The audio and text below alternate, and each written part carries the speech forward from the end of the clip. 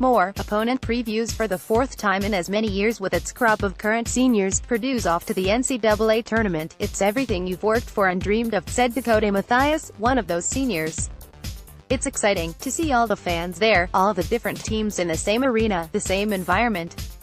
It's just a cool experience. It's March Madness. You grew up watching it, wanting to play in it. Lucky for us, our 4 seniors, we've gotten there 4 straight years. The 10th-ranked Boilermakers are the No. 2 seed in the East Regional, to face 15th-seeded Cal State Fullerton at 12:40 p.m. Friday in Detroit, with a chance to play Arkansas Butler, again, in round 2 on the line. For Purdue, this dance appearance is different, for 2 reasons. For one of the most influential senior classes in the program's modern history is now running on borrowed time. For another, expectations are higher than ever, even last season, when Purdue reached the Sweet 16. So much of the narrative outside the program, and stated goals within the program, have been tied to Final Four potential. Tie those 2 elements together and it could spell pressure. It's more urgency, a one-and-done thing, Mathias said. If you lose, your career's over. You're never putting on that Purdue jersey again, and that's tough to swallow. Putting that in the back of your mind, I think you're going to play with a lot more urgency. We have a great thing going here and we've done a lot of great things. The chemistry we have with the players, coaches, sports staff, everybody, it's fun. Continue reading below. Urgency is something Purdue could stand to exude, by its own admission, following the Big Ten tournament, where it fell to Michigan in the title game.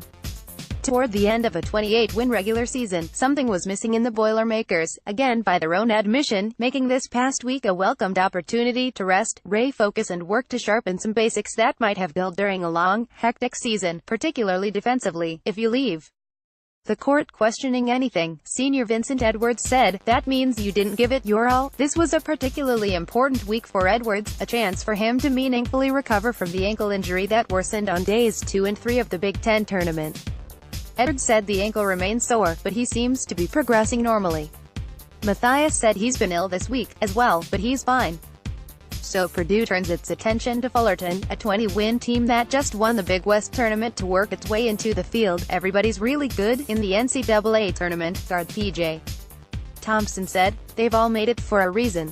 When they say upsets, they act like a team is bad, but every team is really good and they're there for a reason.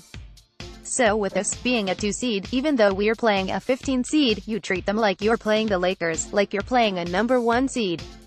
That's how you have to prepare. Matt Painter appreciated the respect his team showed last season for Vermont, which his team defeated 80-70 in Milwaukee, a game that was closer than the final score suggests. We had to play well to beat them, he said. This time around, it starts with Fullerton, of course. We want to go the Final Four, said Edwards, who scored 21 in Purdue's NCAA tournament opener last season. That's what we'd consider success, but it's got to be one game at a time, focus on one at a time. We have to start with our first opponent and go from there.